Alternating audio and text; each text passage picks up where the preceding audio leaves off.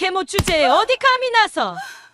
그 말에 제 인생이 뒤집혔습니다. 계모가 키운 애가 변호사라니 신기하네요. 우리 집안하고는 수준이 안 맞죠. 재혼하고 바로 남편이 죽었다면서요? 혹시 보험금 노린 거 아니에요? 찰싹?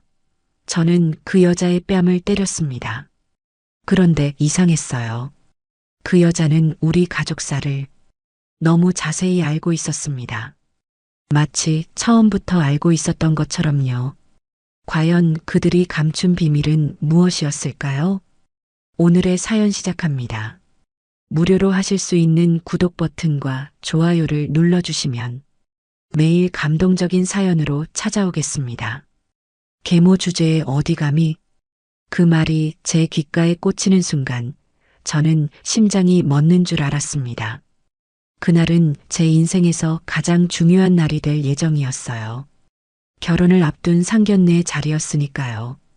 강남 한복판 특급 호텔 프렌치 레스토랑, 창밖으로는 한강이 내려다 보이는 그런 곳이었습니다. 저는 변호사 장지훈, 30살입니다. 로펌에서 5년째 일하고 있고 그날은 예비 시댁과 처음 만나는 자리였어요. 예비 신랑 박민준 씨는 종영건설 이사였고 그의 아버지는 박종현 회장이었습니다. 강남에서 손꼽히는 건설 재벌가였죠. 저는 엄마와 함께 약속 시간보다 10분 일찍 도착했습니다. 엄마, 김정연. 제 친엄마는 아니에요. 하지만 이제는 진짜 엄마보다 더 소중한 분이죠. 엄마는 그날 새로 맞춘 연보라색 한복을 입고 계셨어요. 머리도 단정하게 올리시고 화장도 조심스럽게 하셨습니다. 긴장하신 게 눈에 보였어요. 손을 꼭 쥐고 계셨거든요. 엄마, 괜찮아요. 제가 옆에서 말했습니다. 그래, 괜찮아. 우리 딸이 좋은 사람 만났으니까. 엄마는 미소를 지으셨지만 그 미소가 떨리고 있다는 걸 저는 알았어요. 박 회장 일가가 들어왔습니다. 박종현 회장, 그의 부인 정미란 여사, 그리고 민준 씨. 세 사람 모두 명품 옷차림이었어요. 특히 정미란 여사는 샤넬 트위드 재킷에 진주 목걸이를 하고 계셨죠. 그분의 첫인상은 우아했지만 어딘가 차가운 느낌이었습니다. 어서 오세요. 민준 씨가 먼저 인사를 건넸어요. 저희도 인사를 했습니다. 저는 정중하게 고개를 숙였고 엄마도 깍듯이 인사하셨어요. 자리에 앉자마자 분위기가 이상했습니다. 정밀한 여사가 엄마를 위아래로 훑어보는 게 느껴졌거든요. 그 시선이 마치 물건을 감정하듯 날카로웠어요. 처음 뵙겠습니다. 정연이라고 합니다. 엄마가 조심스럽게 말씀하셨어요. 아, 네. 정밀한 여사가 짧게 대답했습니다. 그리고는 잠시 침묵이 흘렀어요. 어색한 침묵이었죠. 메뉴판을 보던 박 회장이 입을 열었습니다. 따님이 변호사라고 들었습니다. 대단하시네요. 감사합니다. 아직 배울 게 많습니다. 제가 겸손하게 대답했어요. 그런데 말이죠. 정밀한 여사가 갑자기 말을 꺼냈습니다. 어머님이 계모시라면서요? 그 말에 식탁 위 공기가 얼어붙었습니다. 민준 씨가 당황한 표정으로 어머니를 봤어요. 하지만 정밀한 여사는 아랑곳하지 않고 계속 말을 이었습니다. 그런데 따님이 이렇게 변호사까지 되셨다니 세상 참 신기하네요. 요즘은 재혼 가정도 많긴 하지만요. 저는 손에 쥔 냅킨을 꽉 움켜쥐었습니다. 심장이 마구 뛰었어요. 엄마는 아무 말씀도 하지 않으셨어요. 그냥 조용히 앉아 계셨죠. 친아버지는 언제 돌아가셨습니까? 박 회장이 물었습니다. 교통사고로요. 20년 전입니다. 엄마가 조용히 대답하셨어요. 아, 교통사고. 정밀한 여사가 고개를 끄덕였습니다. 그리고는 이렇게 말했어요. 비 오는 날이었다면서요? 네, 비가 많이 왔습니다. 엄마의 목소리가 작아졌어요. 그럼 재혼하시고 얼마 안 있다가 그렇게 되신 거네요? 정밀한 여사가 물었습니다. 참 불운하셨어요. 보험금은 좀 나왔나요? 저는 귀를 의심했습니다. 지금 이 사람이 뭐라고 한 거죠? 보험금이라고요? 어머니, 민준 씨가 당황해서 말렸어요. 하지만 정밀한 여사는 멈추지 않았습니다. 아니, 궁금해서 그러는 거예요. 요즘은 그런 경우도 있잖아요. 재혼하고 나서 남편이 갑자기 사고로 돌아가시면 좀 의심스러운 경우 말이에요. 그 말이 떨어지는 순간 제 머릿속이 하얘졌습니다. 이 사람이 지금 우리 엄마를 범죄자 취급하고 있는 거예요. 20년 동안 저를 키우느라 온갖 고생을 다 하신 엄마를요. 엄마는 물잔을 들었다가 다시 내려놓으셨어요. 손이 떨리고 계셨습니다. 하지만 한마디도 하지 않으셨죠. 그만하십시오. 제가 낮은 목소리로 말했습니다. 정밀한 여사가 저를 쳐다봤어요. 그분의 눈빛에는 조롱이 담겨 있었습니다. 왜요? 사실을 말하는 건데요. 우리 집안은 대대로 정통 가문이에요.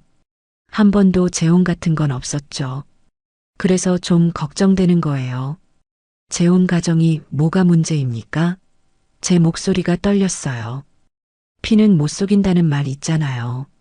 정밀한 여사가 냉정하게 말했습니다. 아무리 잘 키워도 친자식이랑은 다르죠. 교육이나 가정 환경 같은 게 중요한데 계모가 과연 그걸 제대로 해줬을지 의문이네요. 우리 집안이랑 수준도 안 맞고 계모 집안이라니 수준 떨어져 보이네요. 그 순간 뭔가가 제 안에서 폭발했습니다. 20년 동안 참아왔던 모든 것들이요. 엄마가 새벽부터 나가서 청소 일하시던 모습, 겨울밤 제 교복 단추를 꿰매시던 손, 당신은 밥도 제대로 못 드시면서 제게는 따뜻한 도시락을 싸주시던 그 마음. 저는 자리에서 일어났습니다. 민준 씨가 제 팔을 잡으려 했어요. 지훈아, 진정해. 하지만 저는 그 손을 뿌리쳤습니다. 그리고 정밀한 여사 앞으로 걸어갔죠. 아가씨가 감히 어른한테 대드는 거예요? 정밀한 여사가 비웃듯 말했습니다. 찰싹? 제 손이 움직였습니다. 정밀한 여사의 뺨을 때렸어요. 식탁 위에 놓인 와인잔이 덜컹거렸고 레스토랑 안이 순간 조용해졌습니다. 그분은 제 어머니입니다. 제가 또박또박 말했어요. 저를 친자식보다 더 소중하게 키워주신 분이에요. 피보다 진한 게 사랑입니다. 그걸 모르시는 분이 가정교육을 말씀하지 마세요. 정밀한 여사는 뺨을 감싸고 저를 노려봤습니다. 얼굴이 새빨개졌어요. 지금 당신이. 저는 엄마의 손을 잡았습니다. 엄마 가요. 엄마는 아무 말씀도 하지 않으셨어요. 그냥 제 손을 꽉 잡으시고 일어나셨죠. 지훈아, 민준 씨가 불렀습니다. 미안해, 어머니가 실수하신 거야. 그러니까 결혼 안 합니다. 제가 돌아서서 말했어요. 이런 집안이랑은요. 저희는 식당을 나왔습니다. 엄마는 계속 아무 말씀도 하지 않으셨어요. 엘리베이터를 타고 내려가는 내내, 주차장으로 걸어가는 내내, 차에 타서도 침묵이었습니다. 차 안에서 저는 핸들을 꽉 잡았어요. 손이 아직도 떨렸습니다. 화가 나서요. 아니, 화를 넘어선 뭔가였어요. 지훈아. 엄마가 처음으로 입을 여셨습니다. 네, 엄마. 괜찮아. 엄마가 말씀하셨어요. 내가 그럴 필요 없었는데. 아니에요. 저는 고개를 저었습니다. 그 사람들이 너무 심했어요. 엄마는 창밖을 바라보셨어요. 빗방울이 떨어지기 시작했습니다. 가을비였어요. 엄마의 눈빛이 어딘가 먼 곳을 보고 있었죠. 20년이나 지났는데 엄마가 중얼거리셨어요. 아직도 이런 말을 듣는구나. 엄마, 제가 물었습니다. 하지만 엄마는 대답하지 않으셨어요. 그냥 조용히 앉아 계셨죠. 빗소리만 차 안을 채웠습니다. 집으로 돌아오는 길 저는 계속 생각했어요. 정밀한 여사의 그 말들이 머릿속을 맴돌았습니다. 비 오는 날 사고, 재혼 후 얼마 안 있다가 보험금. 왜 그 사람은 그렇게 자세히 알고 있었을까요? 왜 굳이 그런 말을 꺼낸 걸까요? 집에 도착해서도 엄마는 말이 없으셨어요. 방으로 들어가시더니 문을 닫으셨습니다. 저는 거실 소파에 앉아 멍하니 있었어요. 핸드폰이 울렸습니다. 민준 씨였어요. 저는 받지 않았습니다. 또 울렸고 또 울렸어요. 5번째쯤 받았습니다. 지윤아, 미안해. 어머니가 너무 실례하신 거 맞아.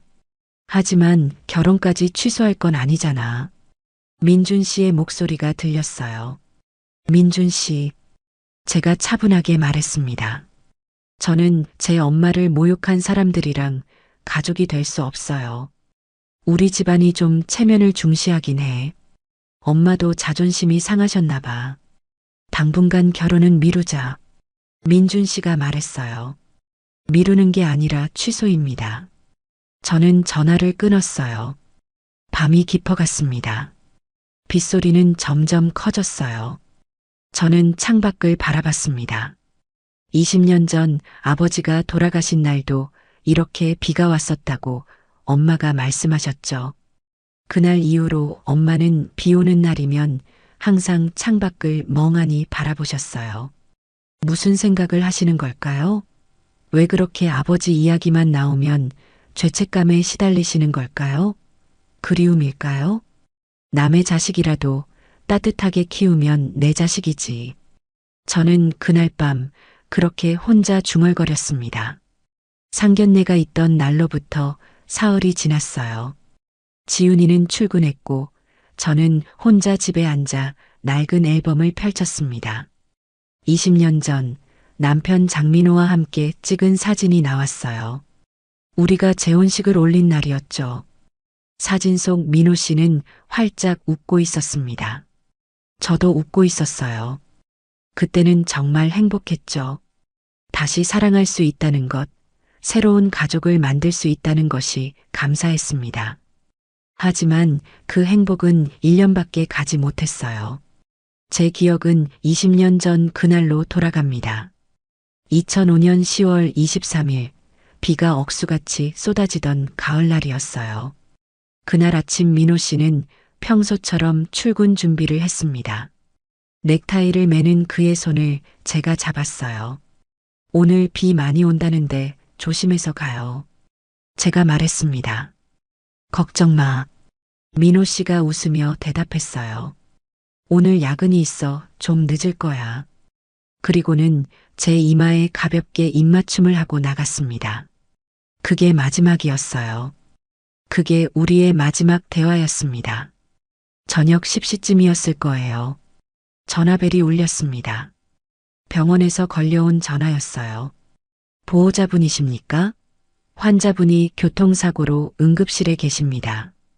빨리 오셔야 할 것 같습니다. 간호사의 목소리가 급했어요. 저는 우산도 제대로 쓰지 못하고 뛰쳐나갔습니다.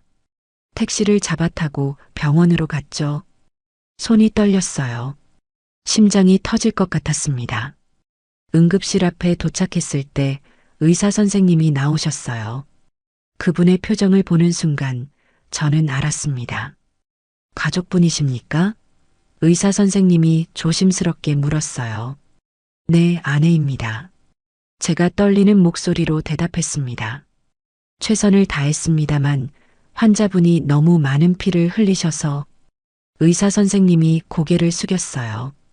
유감입니다. 그 순간 세상이 무너지는 것 같았습니다. 다리에 힘이 풀렸어요. 바닥에 주저앉을 뻔했죠. 어떻게 된 거예요?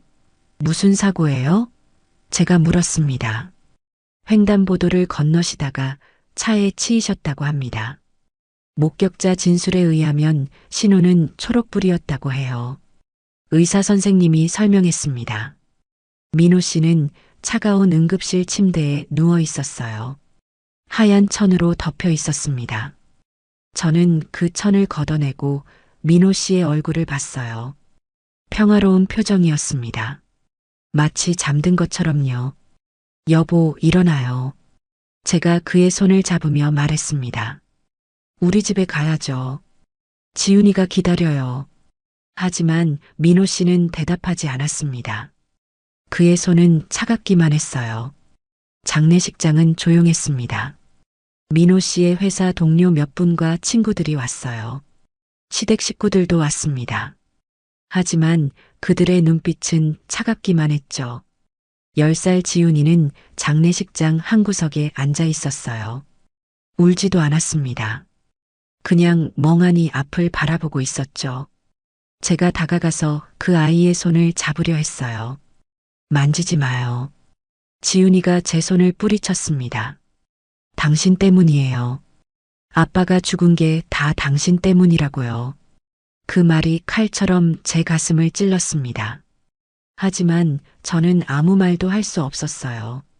어쩌면 그 아이 말이 맞을지도 몰랐으니까요. 장례가 끝나고 일주일쯤 지났을 때 시어머니가 저를 부르셨습니다. 시댁 식구들이 모두 모여 있었어요. 시어머니가 차갑게 말씀하셨습니다. 우리 민호가 생전에 빚 보증을 섰던 거 알고 있지? 빚 보증이요? 저는 처음 듣는 얘기였어요. 3억이야. 회사 후배 보증을 섰다가 그 사람이 야반도주했어. 시어머니가 서리를 내밀었습니다. 보험금으로는 턱도 없어요. 저는 그 서리를 받아봤습니다. 정말로 민호 씨의 서명이 있었어요. 손이 떨렸습니다. 집은 팔아야 할 거야. 그것도 모자라면 너가 갚아야지.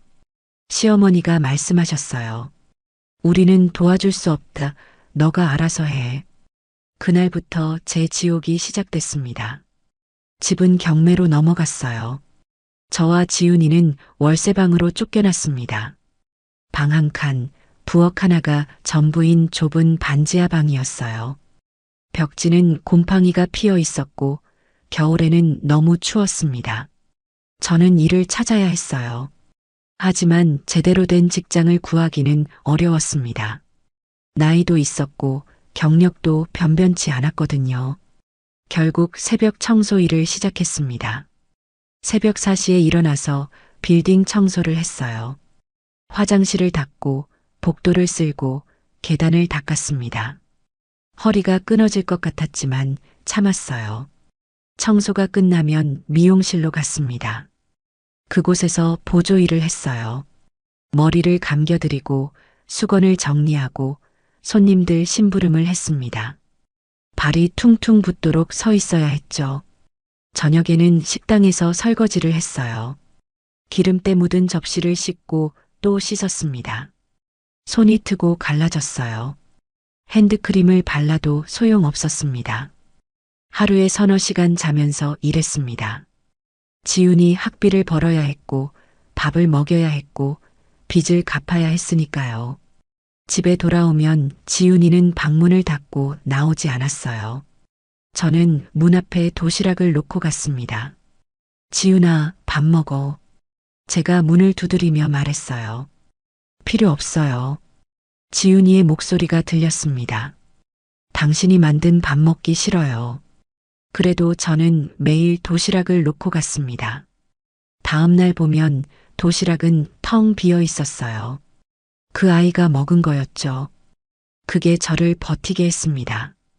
겨울이 되자 더 힘들어졌어요. 반지하 방은 얼음장처럼 추웠습니다.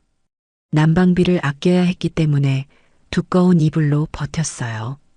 어느 날 밤 저는 지훈이 방문 앞에 앉아 있었습니다. 손에는 바늘과 실이 있었어요. 지훈이 교복 단추가 떨어져 있었거든요. 바늘에 실을 깨면서 저는 중얼거렸습니다. 남의 자식이라도 따뜻하게 키우면 내 자식이지. 그때 방문이 살짝 열렸어요. 지훈이가 문틈으로 저를 보고 있었습니다. 우리 눈이 마주쳤어요. 지훈이의 눈에 눈물이 고여 있었습니다. 하지만 그 아이는 아무 말도 하지 않고 다시 문을 닫았어요. 저도 아무 말하지 않았습니다. 그냥 조용히 단추를 꿰맸죠. 이런 생활이 계속됐을 때였어요. 지훈이가 중학생이 됐습니다. 어느 날 학교에서 전화가 왔어요. 학부모님, 지훈이가 급식비를 못 내고 있어요. 선생님의 목소리가 조심스러웠습니다. 죄송합니다. 제가 곧 보내드리겠습니다. 저는 황급히 대답했어요. 전화를 끊고 나서 통장을 확인했습니다. 잔액은 8만 원이 남아 있었어요. 급식비는 12만 원이었습니다. 저는 미용실 원장님께 사정을 말씀드렸습니다. 원장님은 한숨을 쉬시며 월급을 미리 주셨어요. 힘내요, 정연 씨. 다 지나갈 거예요. 원장님이 제 어깨를 토닥이셨습니다. 감사합니다. 저는 고개를 숙였어요. 눈물이 나올 것 같아서 참았습니다. 그날 저녁 저는 지훈이 방문을 두드렸어요. 지훈아, 엄마 들어가도 될까? 제가 조심스럽게 물었습니다.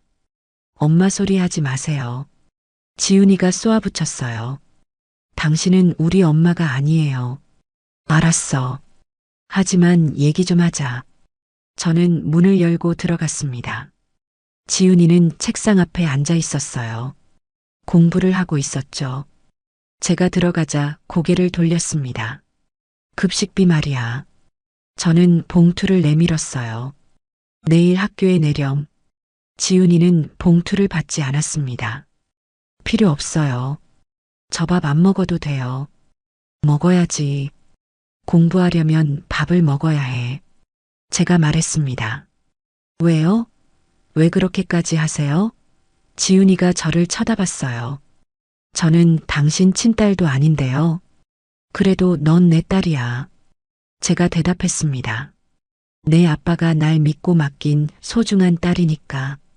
지훈이의 눈에서 눈물이 흘러내렸어요. 하지만 그 아이는 고개를 돌렸습니다. 나가세요. 저는 봉투를 책상 위에 놓고 나왔습니다. 문을 닫는 순간 지훈이가 우는 소리가 들렸어요. 저도 복도에서 주저앉아 울었습니다. 3년, 5년, 10년이 흘렀습니다. 지훈이는 고등학생이 됐고 대학생이 됐어요. 성적이 우수해서 장학금을 받았습니다. 그게 얼마나 다행이었는지 몰라요. 저는 계속 일했습니다. 새벽 청소, 미용실, 식당 설거지. 하루도 쉬지 않았어요. 몸이 아파도 참았습니다. 쓰러질 수는 없었으니까요. 매년 10월 23일이 되면 저는 민호 씨 산소에 갔습니다. 혼자서요. 지훈이는 따라오지 않았습니다. 여보, 미안해요. 저는 묘비 앞에 앉아 말했습니다. 내가 더 조심했으면, 당신이 그날 나가지 않게 했으면. 그날도 비가 왔어요. 제 뺨을 타고 빗물이 흘러내렸습니다. 아니, 눈물이었는지도 몰라요. 우리 지훈이는 잘 크고 있어요. 당신 딸 훌륭하게 키우고 있으니 걱정 마세요. 제가 중얼거렸습니다. 그날 밤 집으로 돌아오는 길에 저는 창밖을 바라봤어요. 빗물이 창을 타고 흘러내렸습니다. 20년이 지났지만 그날의 기억은 여전히 선명했어요. 민호 씨를 보내는 것도 힘들었지만 더 힘든 건 지훈이의 마음을 얻는 것이었습니다. 하지만 저는 포기하지 않았어요. 언젠가는 그 아이가 제 마음을 알아줄 거라고 믿었으니까요. 그리고 지금 20년이 지난 오늘, 지훈이는 제 딸이 됐습니다. 저를 엄마라고 부르는 소중한 딸이요. 하지만 제 마음속 어딘가에는 여전히 그날의 죄책감이 남아 있습니다. 내가 더 조심했다면 민호 씨는 살아있었을지도 모른다는 생각이요. 비 오는 날이면 저는 자꾸 그날을 떠올립니다. 그리고 혼자 묻습니다. 정말 그날은 단순한 사고였을까요? 차가운 응급실 형광등 아래 저는 처음으로 깨달았습니다. 내가 얼마나 무심했는지를요. 그날은 대학교 3학년 2학기 11월 초였어요. 저는 학교 근처 편의점에서 야간 아르바이트를 하고 있었습니다. 밤 10시부터 새벽 2시까지 주 5일 근무였죠. 돈을 벌어야 했어요. 장학금으로는 학비만 겨우 댈 수 있었고 생활비는 제가 직접 벌어야 했습니다. 새엄마, 아니 김정연 씨한테 손 벌리고 싶지 않았거든요.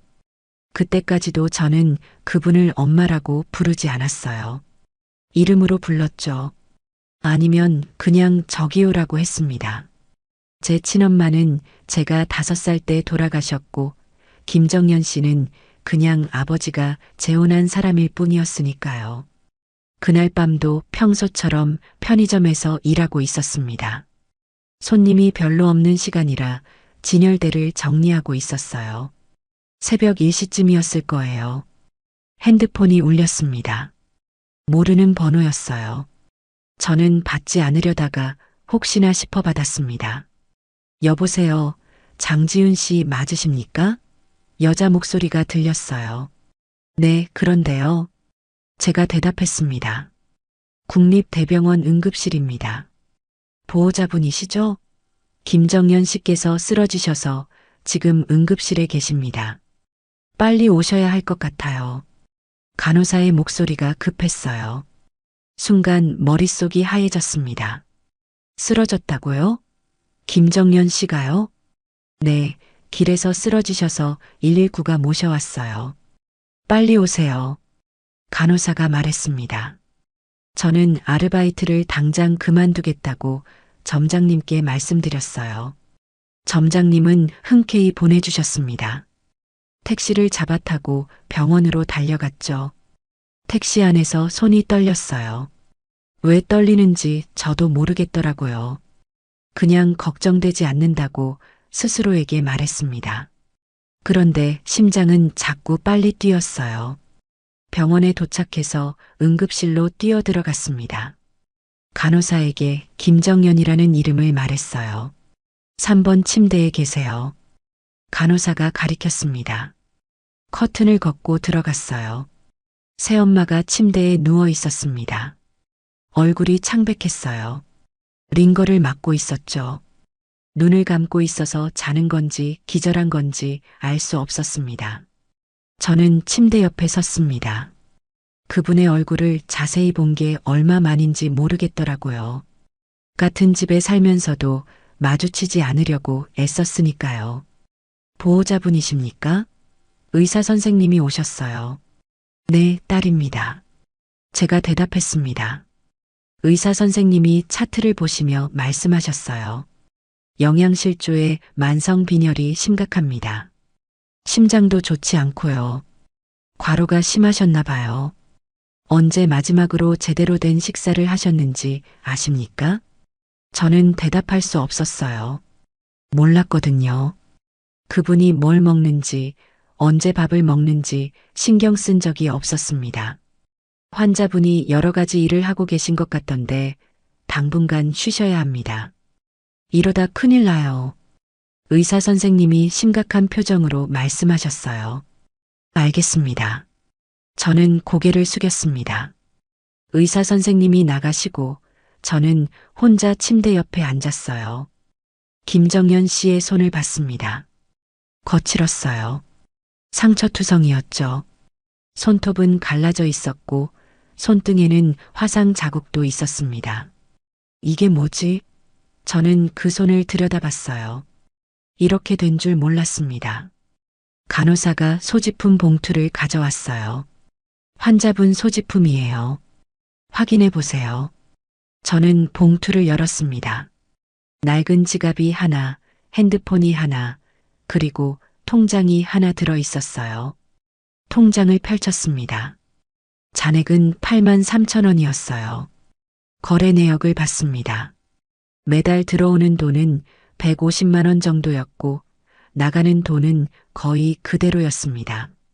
월세 50만 원, 공과금 10만 원, 재용돈 30만 원, 식비 20만 원, 그리고 매달 빠져나가는 10만 원이 있었어요.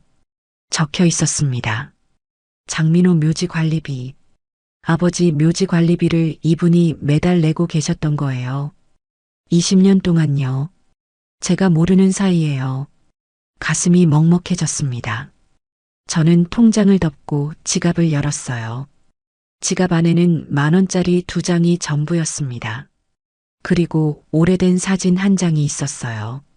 사진을 꺼내봤습니다. 어린 저였어요. 초등학교 입학식 날 찍은 사진이었죠. 김정연 씨가 제 손을 잡고 있었고 저는 카메라를 보며 웃고 있었습니다. 사진 뒤에는 글씨가 적혀 있었어요. 지훈이 초등학교 입학 2005년 3월. 내 딸이라고 적혀 있었습니다. 그때부터 저를 딸이라고 생각하신 거였어요. 저는 그분을 단 한 번도 엄마라고 부르지 않았는데 말이에요. 눈물이 났습니다. 참으려 했지만 계속 흘러나왔어요. 저는 고개를 숙이고 울었습니다. 지훈아? 작은 목소리가 들렸어요. 고개를 들었습니다. 김정연 씨가 눈을 뜨고 계셨어요. 저를 보고 계셨죠? 왔구나. 그분이 미소 지으셨어요. 미안해. 깜짝 놀랐지? 저는 대답할 수 없었어요. 눈물이 계속 나왔거든요. 울지 마. 괜찮아. 그분이 제 손을 잡으셨어요. 손이 차가웠습니다. 이렇게까지 하면서 저를 키우신 거예요? 제가 떨리는 목소리로 물었습니다. 김정연 씨가 고개를 끄덕이셨어요. 당연하지. 넌 내 딸이니까. 저는 손에 쥔 통장을 보여드렸어요. 이게 뭐예요? 잔액이 10만 원도 안 남았어요. 그분이 통장을 보시더니 쓴웃음을 지으셨어요. 괜찮아. 다음 주에 월급 들어와. 괜찮을 리가 없잖아요. 제가 소리쳤습니다. 링거까지 맞고 계시면서 무슨 괜찮다는 거예요? 쉿, 조용히 해. 여긴 병원이야. 그분이 제 손을 꾹 쥐셨어요. 저는 고개를 숙였습니다. 눈물이 뚝뚝 떨어졌어요. 지훈아. 그분이 제 머리를 쓰다듬으셨어요. 넌 꼭 성공해야 해. 변호사 되면 멋지지 않겠니? 그래야 내 아빠가 편히 쉴 수 있어. 아빠가 편히 쉬신다는 게 무슨 말이에요? 제가 물었습니다. 그분이 잠시 말을 멈추셨어요. 창밖을 바라보셨죠. 그냥 그래. 내가 잘 되면 아빠도 기뻐하실 거야. 왜 그렇게까지 아빠 얘기를 하세요? 제가 다시 물었습니다. 무슨 일이 있었던 거예요? 아무 일도 없어. 그분이 고개를 저으셨어요. 그냥 내 아빠가 날 믿고 널 맡기셨으니까 잘 키워야 할 의무가 있는 거지. 의무요? 저는 그분을 똑바로 봤어요. 이게 의무 때문이에요? 그분이 제 눈을 봤습니다. 아니야. 그분이 조용히 말씀하셨어요. 의무는 처음뿐이었어. 지금은 사랑이야. 그 말에 저는 더 이상 참을 수 없었어요. 엉엉 울었습니다. 20년 동안 참았던 눈물이 한꺼번에 쏟아졌어요. 왜 그렇게 저한테 잘해주신 거예요? 저는 한 번도 고맙다고 말한 적도 없는데, 엄마라고 부른 적도 없는데, 제가 울면서 말했습니다. 그래도 괜찮아. 그분이 제 머리를 쓰다듬으셨어요. 내가 건강하고 잘 자라주는 것만으로도 충분해. 저는 그분의 손을 꽉 잡았어요. 손이 얼마나 거친지, 얼마나 차가운지 느껴졌습니다. 이 손으로 20년 동안 일하신 거예요. 저를 위해서요. 의사 선생님 말로는 당분간 쉬셔야 한대요. 제가 말했습니다. 알아. 하지만 쉴 수가 없어. 돈을 벌어야 하니까. 그분이 한숨을 쉬셨어요. 제가 아르바이트 더 할게요. 그러니까 쉬세요. 제발요. 제가 애원했습니다. 그분이 고개를 저으셨어요. 내가 공부해야지. 일하면 안 돼. 공부는 제가 알아서 해요. 제가 말했습니다. 지금까지 장학금 받아가면서 했잖아요. 그래도 그분이 망설이셨어요. 엄마, 제가 그 단어를 입 밖으로 꺼냈어요. 처음으로요. 뭐라고? 그분이 눈을 크게 뜨셨어요. 엄마, 제가 다시 말했습니다. 이번엔 더 또렷하게요. 제발 쉬세요. 저 이제 혼자 할 수 있어요. 그분의 눈에서 눈물이 흘러내렸어요. 소리 없이요. 제 손을 더 꽉 쥐셨습니다. 지훈아. 그분이 떨리는 목소리로 말씀하셨어요. 고마워. 제가 고마워해야죠.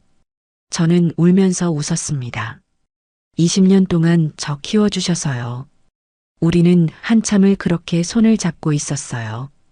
응급실 커튼 너머로 사람들이 오가는 소리가 들렸지만 저희는 그냥 그렇게 있었습니다. 간호사가 와서 입원 수속을 하라고 했어요. 저는 김정연 씨를, 아니 엄마를 병실로 모셨습니다. 4인실이었지만 괜찮았어요. 입원비는 제가 내겠다고 했습니다. 통장에 있던 제 적금을 깼어요. 100만 원 정도 있었거든요. 이걸 어떻게 쓰니? 엄마가 말리셨지만 저는 이미 수속을 마친 뒤였습니다. 다 갚을 거예요. 천천히요. 제가 말했습니다. 그러니까 엄마는 쉬세요. 밤이 깊어갔습니다. 엄마는 병실 침대에서 잠드셨어요. 저는 보호자 의자에 앉아 엄마를 바라봤습니다. 이분이 20년 동안 저를 위해 얼마나 많은 것을 희생하셨는지 그제야 깨달았어요. 너무 늦게 한 건 아닌지 걱정됐습니다. 창밖으로 새벽 하늘이 밝아오고 있었어요. 저는 엄마의 손을 잡았습니다. 차갑던 손이 조금씩 따뜻해지고 있었죠. 엄마 사랑해요. 저는 작게 속삭였습니다. 잠든 엄마는 대답하지 않으셨지만 손가락이 살짝 움직이는 게 느껴졌어요. 제 말을 들으신 거였죠. 그날 이후 저는 달라졌습니다. 아르바이트를 하나 더 구했고 엄마가 쉴 수 있도록 생활비를 벌었어요. 공부도 더 열심히 했습니다. 엄마를 위해서요. 그리고 그날 밤 엄마가 하신 말이 계속 머릿속을 맴돌았습니다. 내 아빠가 편히 쉴 수 있어야 한다고요. 그렇게 엄마와의 관계는 시작됐습니다. 요즘은 아무나 변호사 한다네요. 그 문장을 읽는 순간 제 손에 쥔 커피잔이 흔들렸습니다. 상견례가 끝나고 3주가 지났어요. 파혼은 공식화됐고 민준 씨와는 연락을 끊었습니다. 저는 다시 일상으로 돌아왔죠. 로펌 업무에 집중하려고 애썼어요. 그날 아침도 평소처럼 사무실에 출근했습니다. 책상에 앉아 커피를 마시며 인터넷 뉴스를 훑어보고 있었어요. 그때 한 기사가 눈에 들어왔습니다. 강남 자선 바자회 정미란 여사 참석. 사진이 함께 올라와 있었어요. 정미란이 웃으며 기자들에게 손을 흔드는 모습이었죠.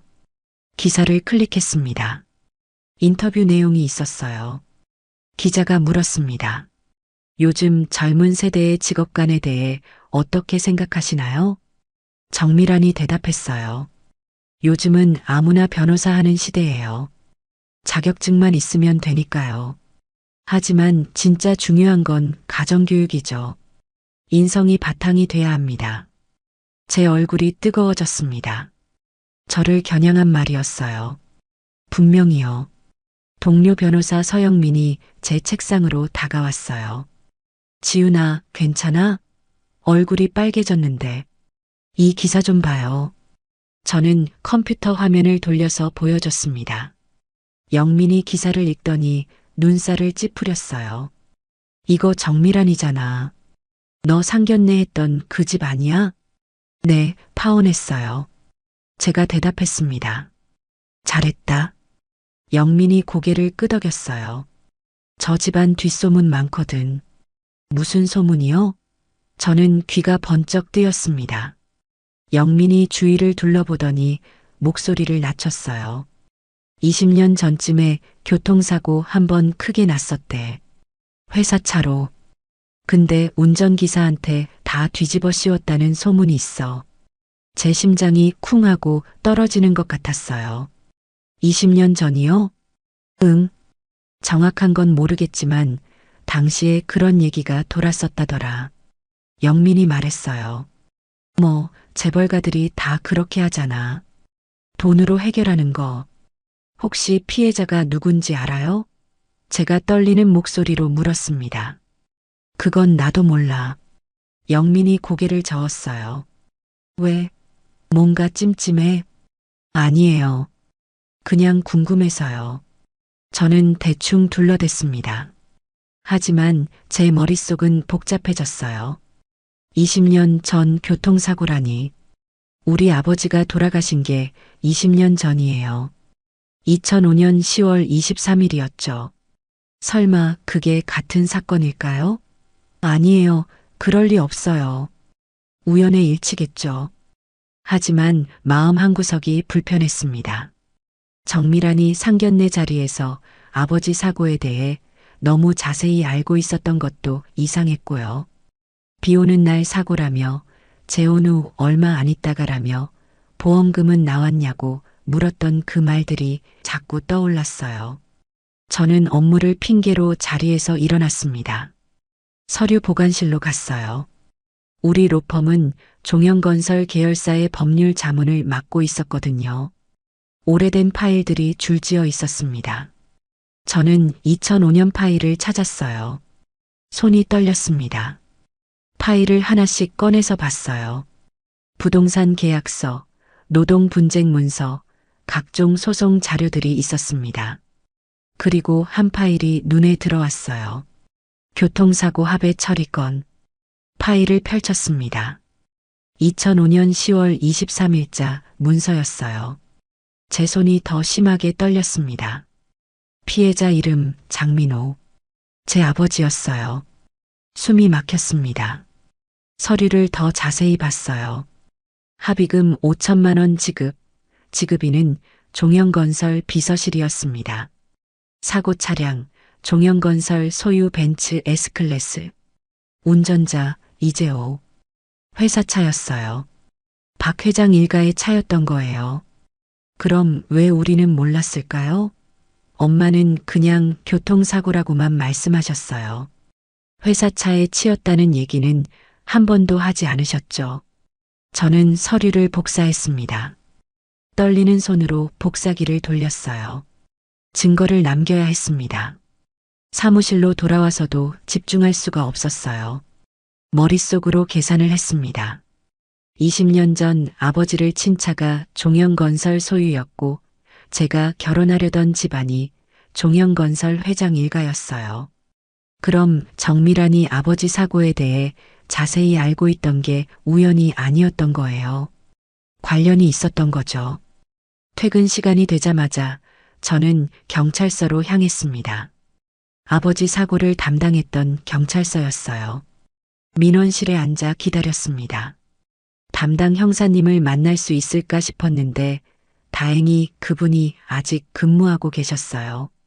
장지훈 변호사님이시죠? 형사님이 악수를 청했습니다. 무슨 일로 오셨습니까? 20년 전 교통사고 사건 기록을 보고 싶습니다. 제가 말했어요. 피해자가 제 아버지예요. 아, 그러시군요. 형사님이 고개를 끄덕이며 컴퓨터를 켰습니다. 성함이 어떻게 되시죠? 장민호입니다. 2005년 10월 23일 사고였어요. 제가 대답했습니다. 형사님이 검색을 하더니 파일을 꺼내셨어요. 있네요.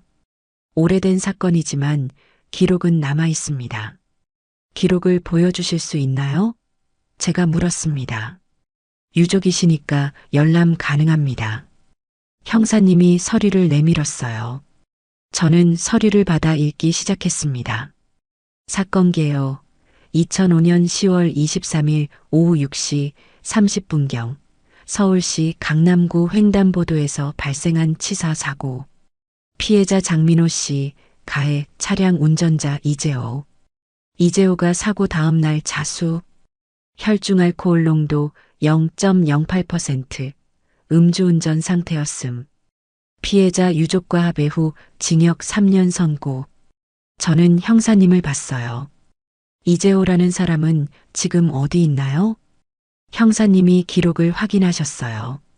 출소 후 2008년에 사망하셨네요. 간암이었다고 기록돼 있습니다. 그렇군요. 저는 고개를 끄덕였습니다. 그런데 형사님, 이 사건 뭔가 이상한 점은 없었나요? 형사님이 잠시 생각하시더니 말씀하셨어요. 이상했죠. 사실 그때도 좀 이상하다고 생각했어요. 어떤 점이 이상했습니까? 제가 몸을 앞으로 기울였습니다. 자수하러 왔는데 표정이 너무 어두웠어요. 형사님이 말씀하셨어요. 보통 자수하는 사람들은 죄책감에 시달리거나 후회하는 모습을 보이거든요. 근데 이재호 씨는 달랐어요.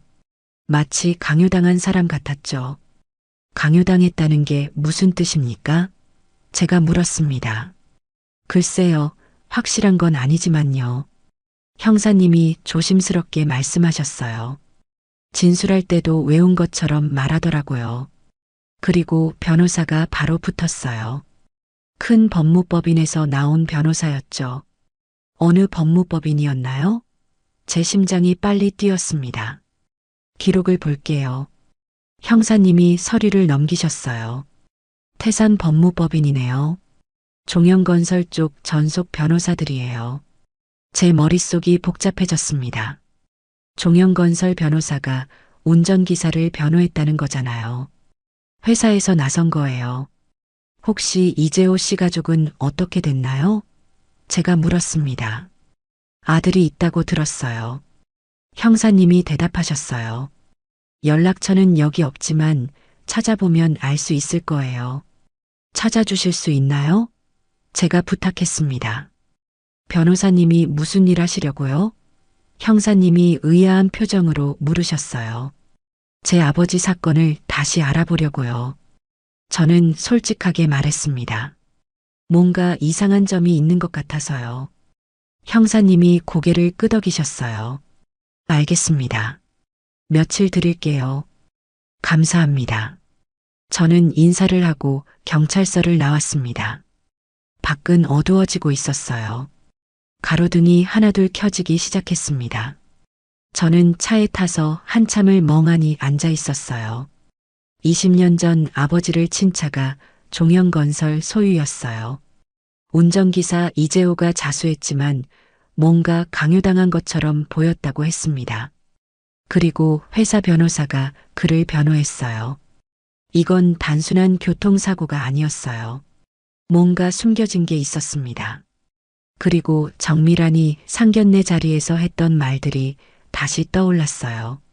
비 오는 날 사고, 재혼 후 얼마 안 있다가 보험금. 그 여자는 알고 있었어요. 분명히 알고 있었습니다. 저는 핸드폰을 꺼내서 엄마에게 전화했어요. 여보세요, 지훈아. 엄마의 목소리가 들렸습니다. 엄마, 물어볼 게 있어요. 제가 말했습니다. 아빠 교통사고 말이에요. 차가 회사 차였다는 거 알고 계셨어요? 엄마가 잠시 침묵하셨어요. 알고 있었어. 합의금도 회사에서 줬고, 왜 저한테 말 안 하셨어요? 제가 물었습니다. 그냥 교통사고일 뿐이었잖아. 엄마가 조용히 말씀하셨어요. 굳이 말할 필요가 없었어. 아니에요, 엄마. 저는 고개를 저었습니다. 이건 단순한 사고가 아닐 수도 있어요. 무슨 소리야? 엄마의 목소리가 떨렸어요.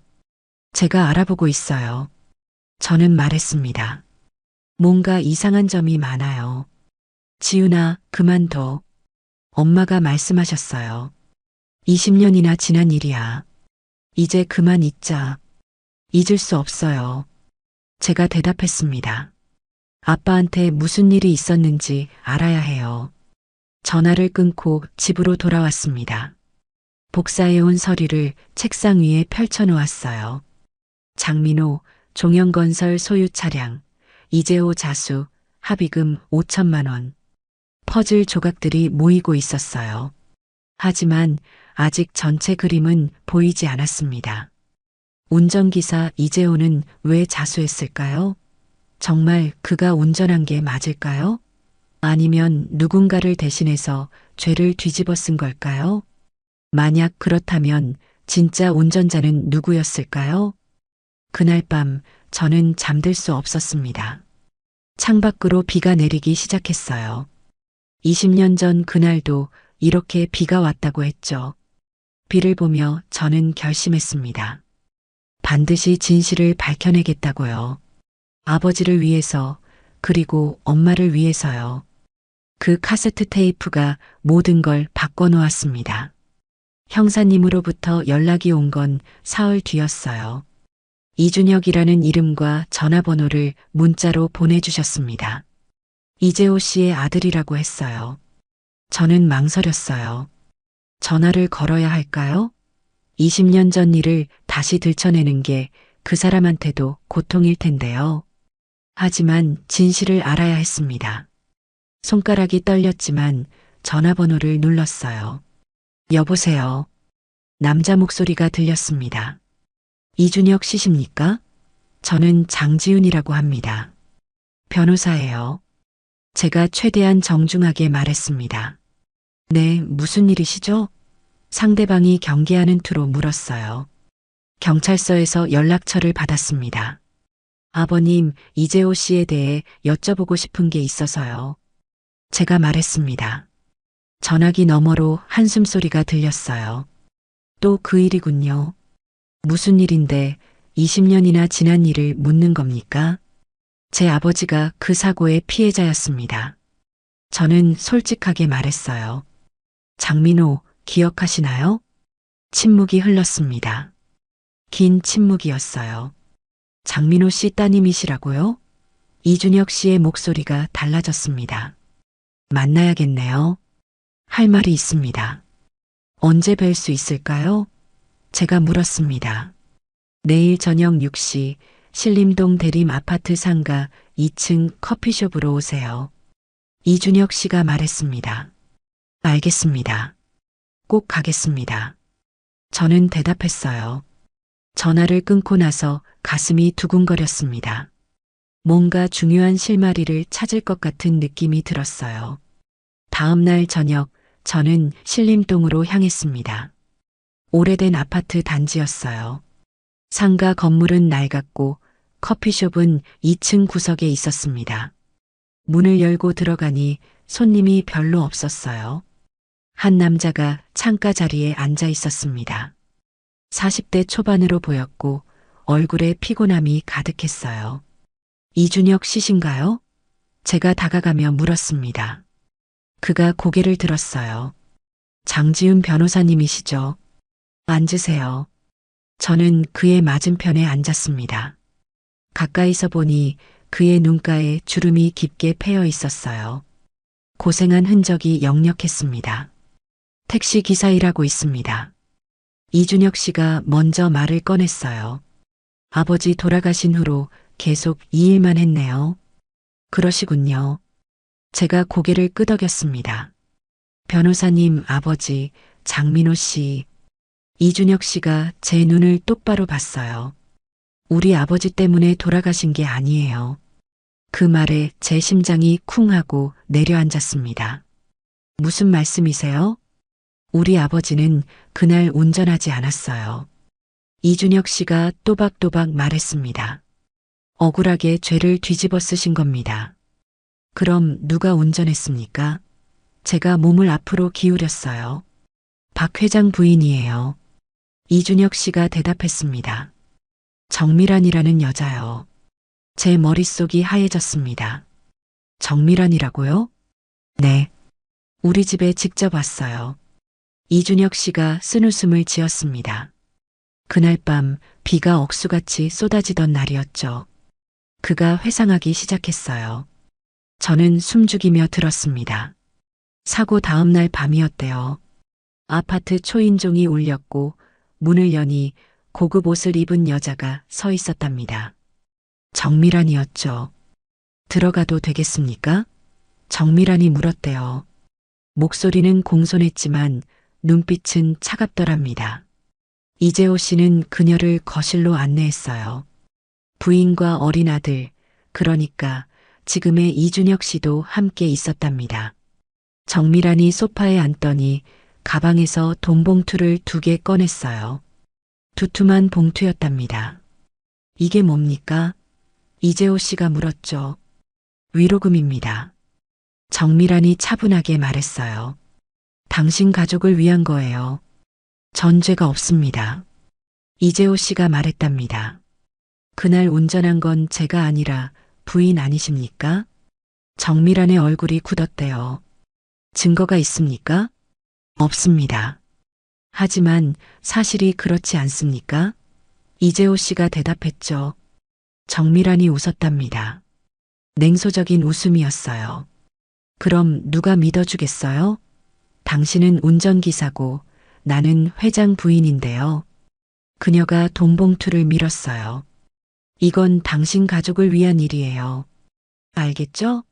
목소리에 위협이 담겨 있었답니다. 만약 거부하면요? 이재호 씨가 물었어요. 정미란이 어린 이준혁 씨를 봤답니다. 자녀분 참 귀엽네요. 올해 몇 살이죠? 그 시선에 이재호 씨의 부인이 아이를 뒤로 숨겼어요. 떨고 있었답니다. 우리 회사 변호사가 내일 연락할 겁니다. 정미란이 일어서며 말했어요. 잘 생각하세요. 이건 우리 모두를 위한 일이에요. 그리고 나가버렸답니다. 하이힐 소리가 복도에 울렸죠. 이준혁 씨가 이야기를 멈추고 물을 마셨어요. 손이 떨리고 있었습니다. 그래서 아버님이 자수하신 거군요. 제가 조심스럽게 말했습니다. 네. 이준혁 씨가 고개를 끄덕였어요. 아버지는 선택의 여지가 없었어요. 거대한 재벌을 상대로 싸울 수 없었죠. 무엇보다 가족이 걱정되셨던 거예요. 증거가 있나요? 제가 물었습니다. 이건 중요한 사건이에요. 증거 없이는 아무도 안 믿을 거예요. 이준혁 씨가 가방을 뒤졌어요. 낡은 카세트 테이프를 꺼냈습니다. 이게 뭐죠? 제가 물었습니다. 아버지가 남기신 유언이에요. 이준혁 씨가 테이프를 테이블 위에 놓았습니다. 교도소에 들어가시기 전날 밤 녹음기에 남기셨어요. 들어볼 수 있을까요? 제가 테이프를 집어들었습니다. 여기선 안 돼요. 이준혁 씨가 말했어요. 집에 가서 들어보세요. 워크맨도 드릴게요. 그가 가방에서 오래된 워크맨을 꺼냈어요. 20년 전 물건이었습니다. 왜 이제야 이걸 공개하시는 거예요? 제가 물었습니다. 이준혁 씨가 한숨을 쉬었어요. 아버지가 돌아가신 후로 전 그냥 잊고 싶었어요. 그런데 변호사님이 연락하셨을 때 이제는 밝혀야겠다는 생각이 들었습니다. 감사합니다. 제가 진심으로 말했어요. 이게 큰 도움이 될 거예요. 장민호 씨를 위해서라도 진실이 밝혀져야 해요. 이준혁 씨가 말했습니다. 우리 아버지도 그걸 원하셨을 거예요. 저는 테이프와 워크맨을 조심스럽게 가방에 넣었습니다. 손이 떨렸어요. 이게 진짜 증거가 될 수 있을까요? 한 가지 더 물어볼 게 있어요. 제가 말했습니다. 정미란이 왔을 때 다른 말은 없었나요? 있었죠. 이준혁 씨가 고개를 끄덕였어요. 나갈 때 이렇게 말했어요. 이 일은 절대 밖에 새면 안 돼요. 알겠죠? 그 말투가 어땠나요? 제가 물었습니다. 차갑고 단호했어요. 이준혁 씨가 대답했습니다. 협박하는 것 같았죠. 저는 고개를 끄덕였어요. 알겠습니다. 정말 감사합니다. 집으로 돌아오는 길, 제 손에는 카세트 테이프가 들려 있었습니다. 이게 20년 전 진실을 담고 있을 거예요. 집에 도착하자마자 워크맨에 테이프를 넣었습니다. 재생 버튼을 눌렀어요. 지직지직 노이즈가 들렸습니다. 그러다 남자 목소리가 흘러나왔어요. 준혁아, 아빠다. 이재호 씨의 목소리였습니다. 목소리가 떨리고 있었어요. 아빠가 미안하다. 내일부터 한동안 못 볼 거야. 아빠가 대신 가야 한다. 그래야 너희가 산다. 침묵이 흘렀어요. 울먹이는 소리가 들렸습니다.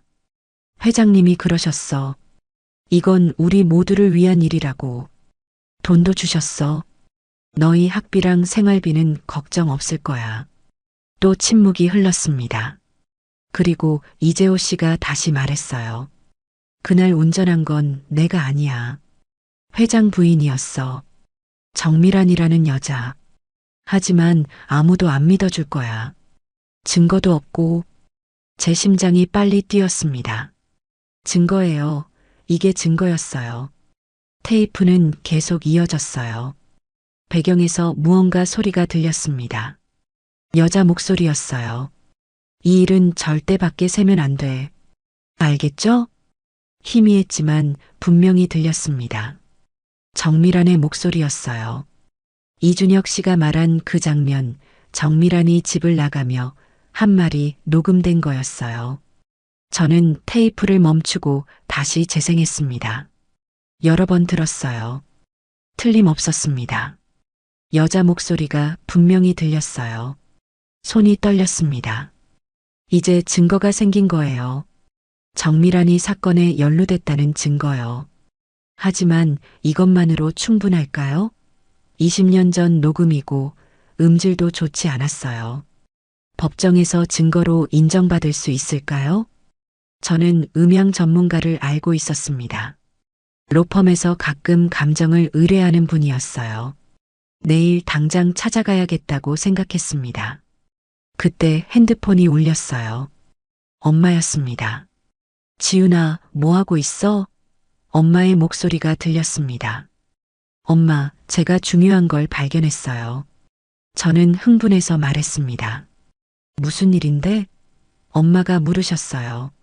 아빠 사고요. 운전기사 아들을 만났어요. 그 사람이 증거를 줬어요. 제가 말했습니다. 지윤아. 엄마의 목소리가 떨렸어요. 제발 그만둬. 위험해. 엄마, 괜찮아요. 저는 변호사예요. 법으로 해결할 거예요. 제가 대답했습니다. 하지만 엄마의 목소리는 불안으로 가득 차 있었어요. 저 사람들은 재벌이야. 우리가 이길 수 없어. 이겨야 해요, 엄마. 제가 단호하게 말했습니다. 아빠를 위해서요. 전화를 끊고 저는 다시 테이프를 들었습니다. 이재호 씨의 목소리가 다시 흘러나왔어요. 미안하다, 준혁아. 아빠가 약해서. 하지만 언젠가는 진실이 밝혀질 거야. 반드시요. 네, 밝혀질 거예요. 저는 중얼거렸습니다. 제가 꼭 밝혀낼게요. 그날 밤 저는 잠들 수 없었습니다. 테이프를 계속 들었어요. 이재호 씨의 억울함, 정미란의 협박, 모든 게 그 안에 담겨 있었습니다. 20년 전 비 오는 날 횡단보도에서 무슨 일이 있었던 걸까요? 정미란이 정말로 운전을 했던 걸까요? 왜 이재호 씨에게 죄를 뒤집어 씌운 걸까요? 퍼즐 조각이 하나씩 맞춰지고 있었습니다. 이제 확실한 증거가 생겼어요. 하지만 이걸로 정미란을 법정에 세울 수 있을까요? 저는 결심했습니다. 음향 전문가에게 테이프를 분석하게 하고 경찰에 재수사를 요청할 거예요. 그리고 반드시 진실을 밝혀낼 거예요. 아빠, 이제 곧 진실이 밝혀질 거예요. 저는 창밖을 보며 중얼거렸습니다. 밖에는 비가 내리고 있었어요. 하지만 이번엔 두렵지 않았습니다. 오히려 비가 모든 걸 씻어낼 것 같았어요. 20년 전 그날의 거짓말을요. 이 목소리, 그 여자 맞아. 엄마가 그렇게 말씀하시는 순간 저는 모든 게 확실해졌습니다. 다음 날 아침 저는 서둘러 음향 전문가 사무실로 향했어요. 김상우 박사님은 로펌에서 자주 의뢰하는 분이었습니다. 법정에서도 인정받는 전문가였죠. 사무실은 강남 한복판 빌딩 8층에 있었어요. 문을 열고 들어가니 각종 음향 장비들이 가득했습니다. 장 변호사님, 어서 오세요. 김 박사님이 반갑게 맞아주셨어요. 전화로 급하다고 하셨는데 무슨 일이신가요? 중요한 녹음 파일이 있습니다. 저는 가방에서 카세트 테이프를 꺼냈어요. 20년 전 녹음인데 음질이 좋지 않아서요. 노이즈를 제거하고 배경 음성을 분리해 주실 수 있나요? 김 박사님이 테이프를 받아들었습니다. 20년 전 거라면 상당히 오래됐네요. 한번 들어보죠. 그분이 테이프를 전문 장비에 넣었어요. 스피커에서 소리가 흘러나왔습니다. 이재호 씨의 목소리가 들렸죠. 준혁아, 아빠다. 아빠가 미안하다. 김 박사님이 귀를 기울였습니다. 파형을 컴퓨터 화면으로 보시더니 고개를 끄덕였어요. 배경에 다른 음성이 있네요. 김 박사님이 말씀하셨어요. 여성 목소리 같은데 노이즈가 심해서 잘 안 들려요. 그 목소리를 분리할 수 있나요? 제가 물었습니다. 해볼 수 있습니다. 김 박사님이 키보드를 두드리기 시작했어요. 시간은 좀 걸릴 거예요. 3일 정도 주시면 됩니다. 3일이요? 저는 조금 실망했습니다. 더 빨리 안 될까요?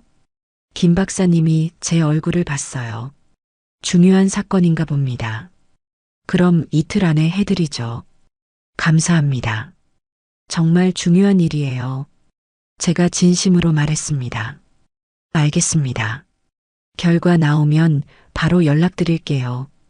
김 박사님이 약속했어요. 사무실을 나오는 길에 핸드폰이 울렸습니다. 엄마였어요. 지훈아, 어디야? 엄마의 목소리가 불안해 보였습니다. 일 때문에 밖에 나왔어요. 왜요, 엄마? 제가 물었습니다. 집에 와. 할 얘기가 있어. 엄마가 말씀하셨어요. 지금 갈게요. 저는 대답하고 곧바로 집으로 향했습니다. 집에 도착하니 엄마가 거실 소파에 앉아 계셨어요. 손에는 오래된 사진첩을 들고 계셨습니다. 엄마, 왜 그러세요? 제가 엄마 옆에 앉았습니다. 엄마가 사진첩을 펼쳤어요. 아버지와 엄마가 함께 찍은 사진이 나왔습니다. 재혼식 날이었죠. 지훈아, 엄마가 조용히 말씀하셨어요. 내가 알아내고 있는 그 일 말이야. 정말 계속할 거니? 네, 엄마. 저는 고개를 끄덕였습니다. 해야 해요. 위험해. 엄마가 제 손을 잡으셨어요.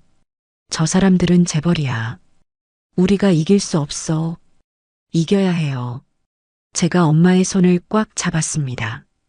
아빠를 위해서요. 그리고 엄마를 위해서요. 엄마의 눈에 눈물이 맺혔어요.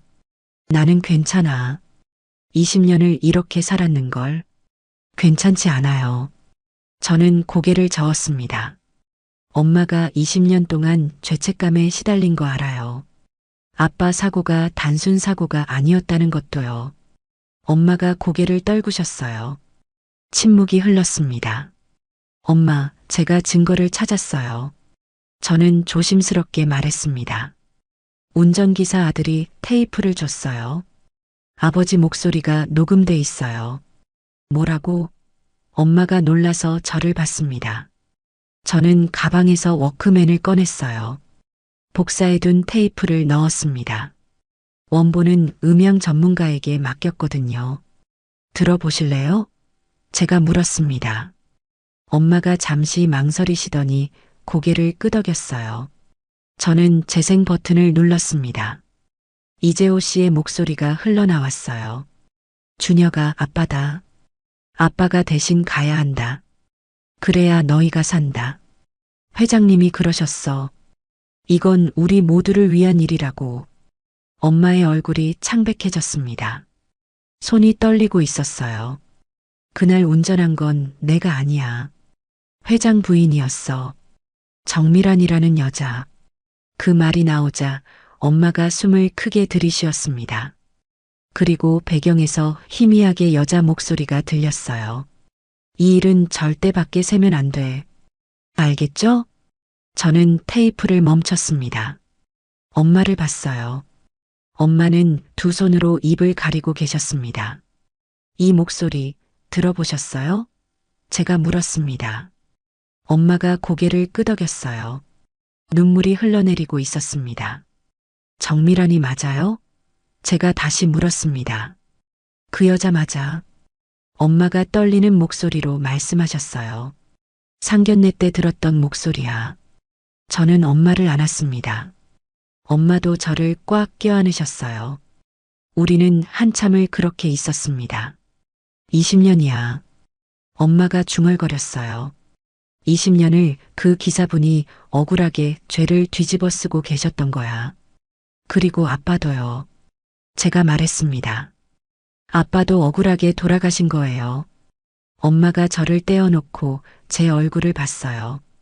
그럼 이제 어떻게 할 거니? 경찰에 재수사를 요청할 거예요. 저는 단호하게 말했습니다.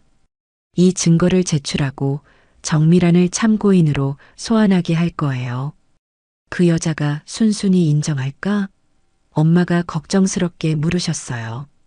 인정 안 해도 괜찮아요. 저는 대답했습니다. 증거가 있으니까요. 법정에서 밝혀질 거예요. 엄마가 잠시 생각하시더니 말씀하셨어요. 그럼 난 뭘 해야 하니? 엄마는 아무것도 안 하셔도 돼요. 제가 엄마의 손을 잡았습니다. 제가 다 할게요. 아니야. 엄마가 고개를 저었어요. 나도 할 거야. 피해자 유족 진술서를 써야 한다며? 네, 그렇긴 한데. 제가 망설였습니다. 쓸게. 엄마가 단호하게 말씀하셨어요. 20년 동안 침묵했어.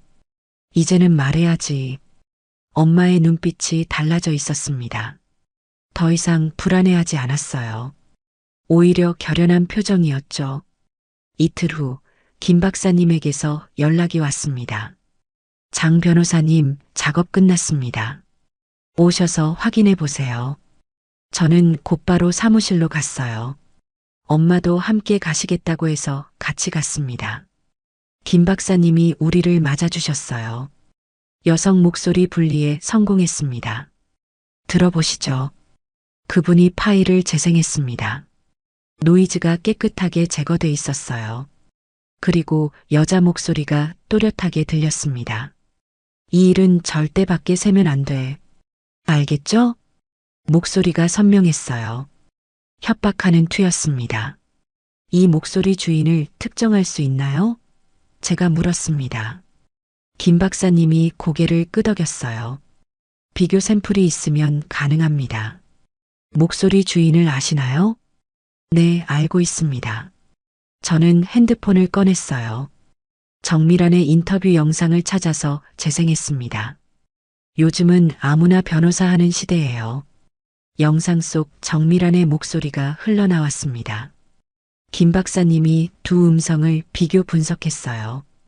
컴퓨터 화면에 파형이 나타났습니다. 일치율 92%입니다. 김 박사님이 말씀하셨어요. 법정에서도 충분히 인정받을 수 있는 수치예요. 감정서를 작성해 주실 수 있나요? 제가 물었습니다. 물론입니다. 김 박사님이 대답했어요. 내일까지 준비하겠습니다. 엄마와 저는 사무실을 나왔습니다. 엘리베이터 안에서 엄마가 제 손을 잡으셨어요. 정말 그 여자 목소리가 맞구나. 엄마가 중얼거렸어요. 네, 이제 확실해요. 저는 고개를 끄덕였습니다. 집으로 돌아와서 저는 경찰서에 전화했습니다. 담당 형사님과 통화했어요. 형사님, 장지훈 변호사입니다. 20년 전 교통사고 건 기억하시죠? 네, 장민호 씨 사건이죠. 형사님이 대답했습니다. 재수사를 요청하고 싶습니다. 저는 말했어요. 새로운 증거를 확보했습니다. 어떤 증거인가요? 형사님이 물으셨어요. 당시 자수한 운전기사가 남긴 녹음 테이프입니다. 저는 설명했어요. 실제 가해자가 따로 있다는 내용이 담겨 있습니다. 형사님이 잠시 침묵하시더니 말씀하셨어요. 내일 오전에 경찰서로 오세요. 증거를 제출하시면 검토해 보겠습니다. 감사합니다. 저는 전화를 끊었습니다. 엄마가 부엌에서 차를 끓이고 계셨어요. 저는 엄마에게 다가갔습니다. 내일 경찰서 가요. 저는 말했습니다. 증거 제출하고 재수사 요청할 거예요. 알았어. 엄마가 고개를 끄덕이며 차를 건네셨어요. 진술서도 내일까지 쓸게. 저는 차를 받아 마셨습니다. 따뜻했어요. 엄마가 항상 저를 위해 끓여주시던 대추차였습니다. 엄마, 제가 불렀습니다. 응? 엄마가 저를 봤어요. 무섭지 않으세요? 제가 물었습니다. 재벌을 상대로 싸우는 거잖아요. 엄마가 쓴웃음을 지었어요. 무섭지. 하지만 더 무서운 건 평생 이렇게 죄책감에 시달리며 사는 거야. 엄마는 창밖을 바라보셨습니다. 20년 동안 나는 내 아빠한테 미안했어. 내가 더 조심했으면 그날 나가지 못하게 막았으면 하고요. 엄마 잘못이 아니에요. 제가 말했습니다. 알아. 엄마가 고개를 끄덕였어요. 이제는 알아. 하지만 그동안 몰랐잖아. 진실을요. 이제 밝혀질 거예요. 저는 엄마의 손을 잡았습니다. 그날 밤 저는 서류를 준비했습니다. 경찰서에 제출할 재수사 요청서, 증거 목록, 참고인 명단을 정리했어요. 엄마는 거실에서 진술서를 쓰고 계셨습니다. 가끔 펜을 멈추고 눈물을 닦으셨어요. 20년 전 기억을 되살리는 게 쉽지 않으셨을 거예요.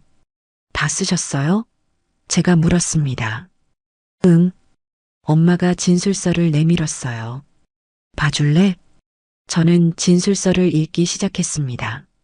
엄마의 글씨는 단정했지만 군데군데 번진 자국이 있었어요. 눈물이 떨어진 흔적이었습니다. 진술서에는 20년 전 그날의 이야기가 담겨 있었어요. 비 오는 날 병원에서 받은 전화, 차가운 응급실, 그리고 홀로 남겨진 어린 딸과의 삶이요. 잘 쓰셨어요. 저는 진술서를 덮으며 말했습니다. 내일이면 시작되는 거지? 엄마가 물으셨어요. 네, 내일부터 시작이에요. 저는 고개를 끄덕였습니다. 우리는 일찍 잠자리에 들었습니다. 하지만 저는 잠들 수 없었어요. 내일이면 정말로 시작되는 거였습니다. 20년 전 진실을 밝히는 싸움이요. 새벽에 잠깐 잠들었다가 일어났습니다. 창밖이 밝아오고 있었어요. 엄마도 벌써 일어나 계셨습니다. 아침 준비를 하고 계셨어요. 엄마, 오늘 같이 가실 거죠? 제가 물었습니다. 당연하지. 엄마가 대답했어요. 이건 우리의 싸움이니까. 아침을 먹고 우리는 경찰서로 향했습니다. 제 손에는 서류 가방이 들려 있었고 엄마는 진술서를 꼭 쥐고 계셨어요. 경찰서에 도착했습니다. 형사님이 우리를 맞아주셨어요. 오셨군요. 증거를 보여주시죠. 형사님이 말씀하셨어요. 저는 가방에서 서류들을 꺼냈습니다.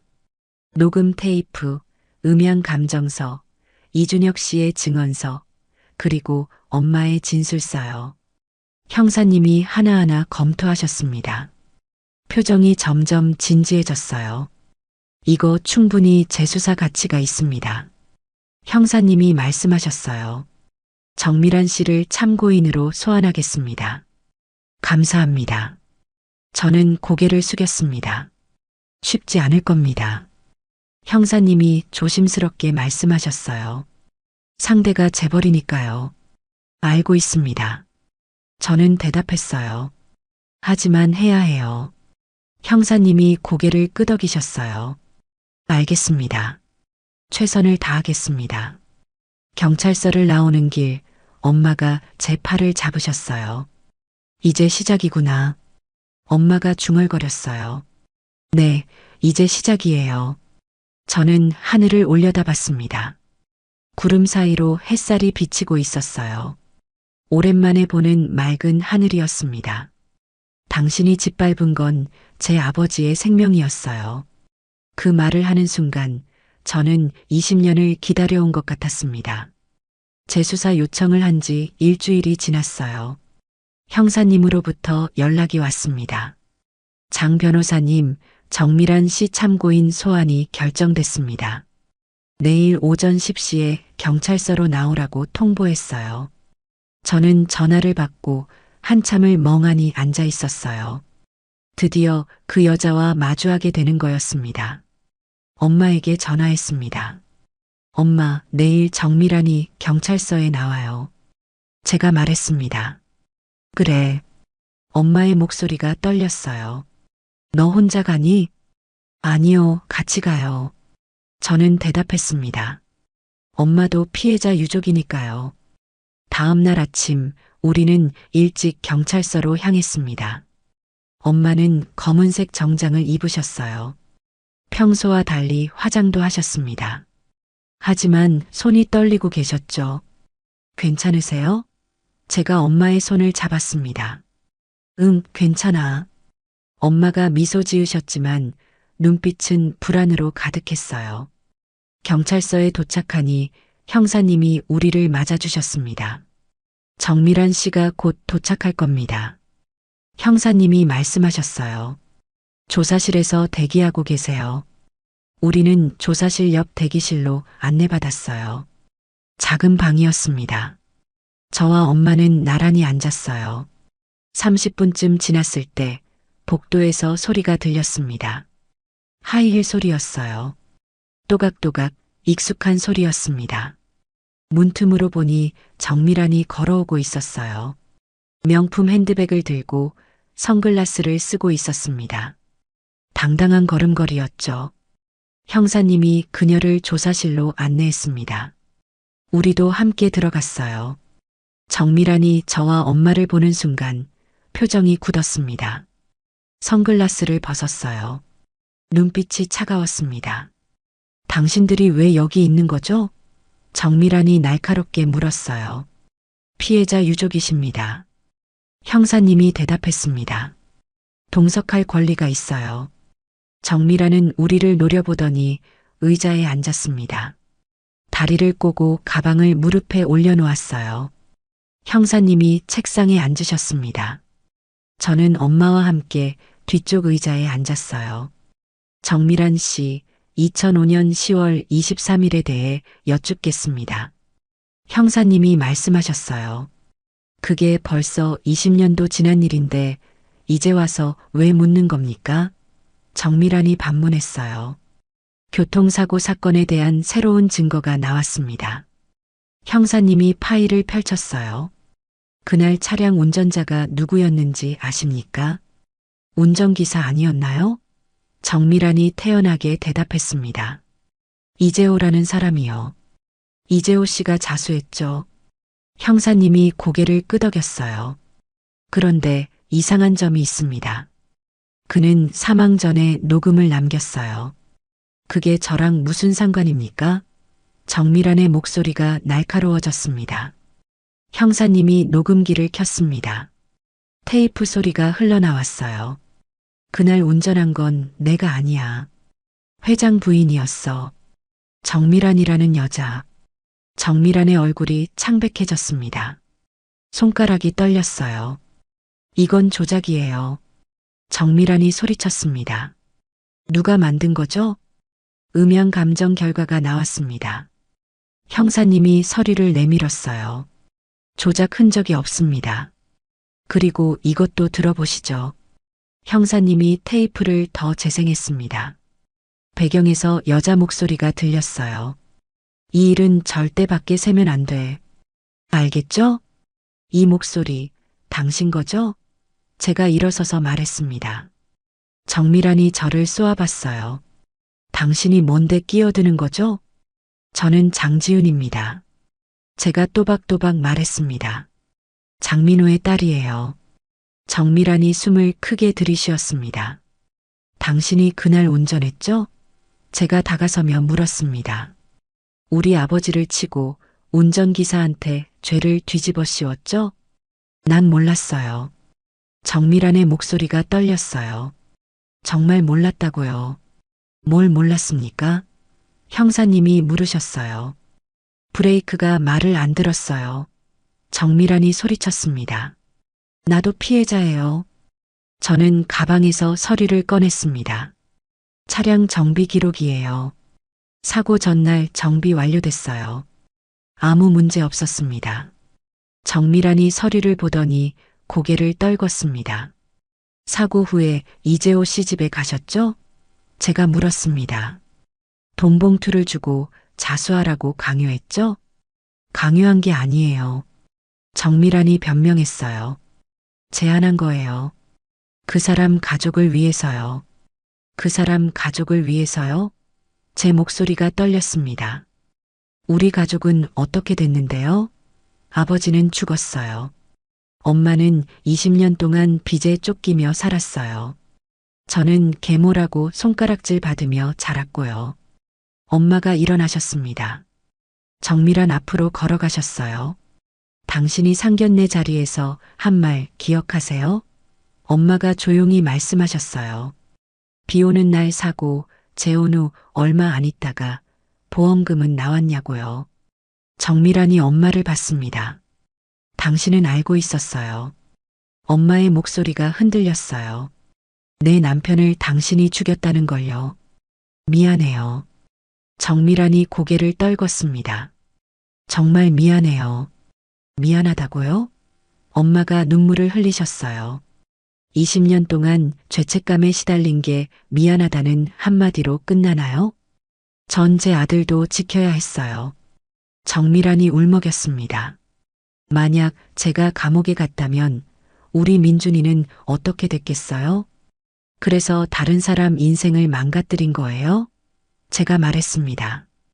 운전기사 이재호 씨는 감옥에서 나온 지 1년 만에 죽었어요. 간암으로요. 아들은 혼자 남았고요. 정미란이 고개를 들었습니다. 눈에 눈물이 고여 있었어요. 당신이 짓밟은 건 제 아버지의 생명이었어요. 제가 또박또박 말했습니다. 그리고 아무 죄 없는 운전기사의 인생이었어요. 엄마의 20년이었고요. 정미란이 울기 시작했습니다. 소리내어 울었어요. 끝내 이렇게 되는구나. 정미란이 중얼거렸습니다. 형사님이 수갑을 꺼냈습니다. 정미란 씨 교통사고 은폐 및 위증교사 혐의로 체포합니다. 형사님이 말씀하셨어요. 정미란은 저항하지 않았습니다. 그냥 고개를 떨군 채 수갑을 차도록 내버려뒀어요. 가족한테 연락 좀 해도 될까요? 정미란이 조용히 물었습니다. 나중에 하세요. 형사님이 대답했어요. 정미란이 조사실을 나가며 저를 봤습니다. 눈빛에 후회가 담겨 있었어요. 미안합니다. 정미란이 작게 말했습니다. 저는 아무 대답도 하지 않았습니다. 그냥 그녀가 나가는 걸 지켜봤어요. 문이 닫히고 조사실에는 저와 엄마 그리고 형사님만 남았습니다. 수고하셨습니다. 형사님이 말씀하셨어요. 이제 검찰로 넘어갑니다. 감사합니다. 저는 고개를 숙였습니다. 엄마가 의자에 주저앉으셨어요. 저는 엄마를 부축했습니다. 엄마, 괜찮으세요? 끝났구나. 엄마가 중얼거렸어요. 정말 끝났어. 네, 끝났어요. 저는 엄마를 안았습니다. 경찰서를 나오니 밖에 비가 내리고 있었어요. 가을비였습니다. 비가 온다. 엄마가 하늘을 올려다보셨어요. 우산 없이 그냥 걸었습니다. 빗물이 우리를 적셨지만 신경 쓰이지 않았어요. 20년 전에도 이렇게 비가 왔지. 엄마가 말씀하셨어요. 네, 그랬죠. 저는 고개를 끄덕였습니다. 그런데 이 비는 달라. 엄마가 손을 내밀어 빗물을 받으셨어요. 따뜻해. 저도 손을 내밀었습니다. 정말 따뜻했어요. 차갑지 않았습니다. 이제 진짜 끝이야. 엄마가 웃으셨어요. 내 아빠가 그리고 그 기사분이 편히 쉴 수 있겠지. 네, 엄마. 저는 엄마의 손을 잡았습니다. 이제 우리도 편히 쉴 수 있어요. 우리는 비를 맞으며 걸었습니다. 20년 만에 처음으로 가벼운 마음으로요. 이제 초록불이야. 그 말을 하는 순간 저는 비로소 자유로워진 것 같았습니다. 6개월이 흘렀어요. 정밀한의 재판이 끝났습니다. 교통사고 은폐 및 위증교사 혐의로 징역 3년이 선고됐어요. 집행유예 없이요. 그리고 오늘 법원에서 또 다른 판결이 있었습니다. 이재호 씨의 재심 판결이었어요. 저와 엄마 그리고 이준혁 씨는 법정에 앉아 있었습니다.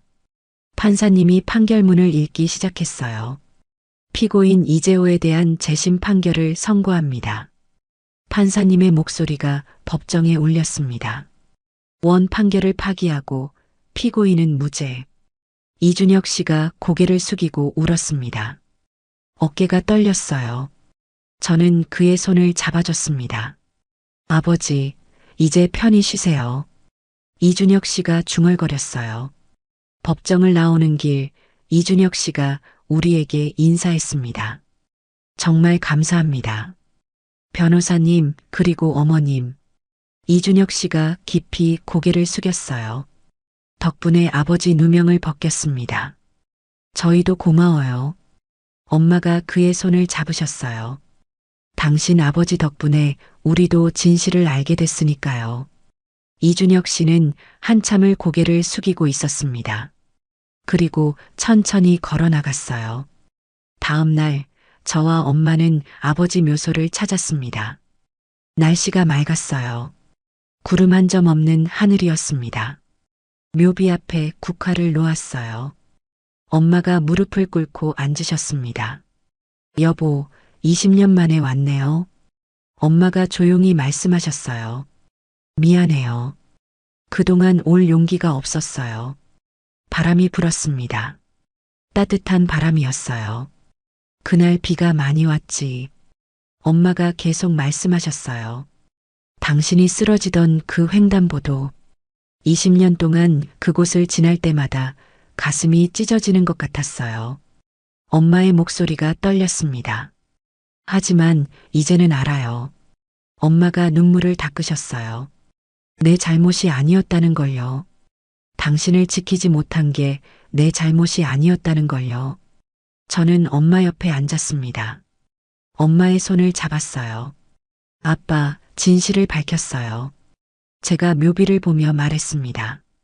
정밀한이 처벌받았고 이재호 아저씨도 누명을 벗었어요. 햇살이 따뜻하게 내려왔습니다. 묘비 위에, 우리 위에요. 이젠 눈물이 아니라 햇살이 내리네요. 엄마가 하늘을 올려다보며 말씀하셨어요. 네, 드디어요.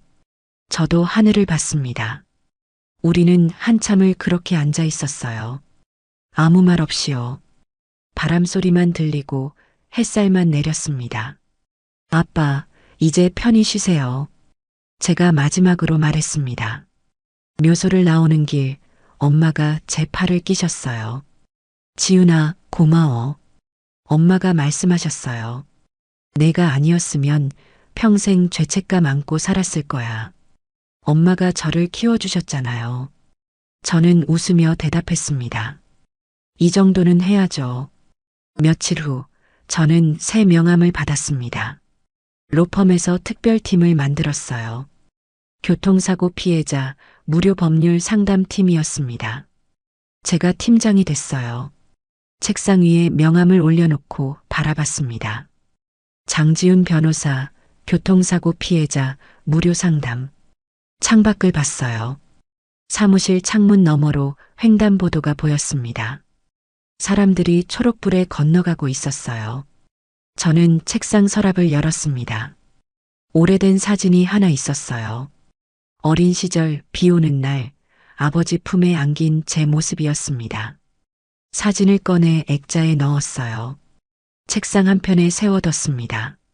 이제 비가 무섭지 않아, 아빠.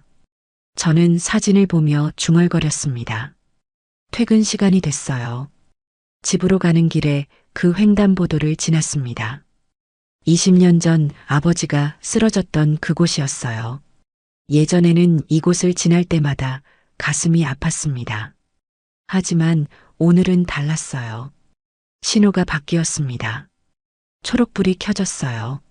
저는 횡단보도를 건넜습니다. 천천히요. 햇살이 따뜻하게 내리고 있었습니다. 건너편에 엄마가 기다리고 계셨어요. 약속이 있었거든요. 함께 저녁을 먹기로요. 엄마, 제가 손을 흔들며 불렀습니다. 엄마도 웃으며 손을 흔드셨어요. 저는 엄마에게 달려갔습니다. 엄마를 안았어요. 배고파요. 뭐 먹을까요? 제가 물었습니다. 내가 좋아하는 거 먹자. 엄마가 제 머리를 쓰다듬으셨어요. 우리는 팔짱을 끼고 걸었습니다. 저녁 노을이 아름다웠어요. 지훈아, 엄마가 불렀습니다. 네, 엄마. 행복하니? 엄마가 물으셨어요. 네, 정말이요. 저는 웃으며 대답했습니다. 엄마는요? 나도. 엄마가 환하게 웃으셨어요. 처음으로 이렇게 가벼운 마음이야. 20년이 걸렸지만 우리는 드디어 자유로워졌습니다. 거짓말에서, 죄책감에서, 두려움에서요. 그날 저녁 집으로 돌아오는 길에 다시 그 횡단보도를 지났어요. 이번에는 혼자였습니다. 신호를 기다리며 서 있었어요. 초록불이 켜졌습니다. 이제 초록불이야. 저는 중얼거렸습니다. 그리고 걸어갔어요. 앞으로 새로운 내일로요. 횡단보도 위에 서서 뒤를 돌아봤습니다. 지나온 길이 보였어요. 어둡고 힘들었던 길이었죠. 하지만 이제 앞만 보면 됐습니다. 밝은 길이 펼쳐져 있었으니까요. 비는 완전히 멎었습니다. 햇살이 따뜻하게 내리고 있었어요. 저는 미소 지으며 걸음을 옮겼습니다. 새로운 시작이었습니다. 여러분이라면 어떻게 하셨을까요? 진실을 밝히기 위해 싸우셨을까요? 아니면 그냥 잊고 살아가셨을까요? 때로는 진실을 향한 용기가 우리를 자유롭게 합니다. 20년이 걸리더라도 결국 햇살은 찾아온다는 것을 기억해 주세요.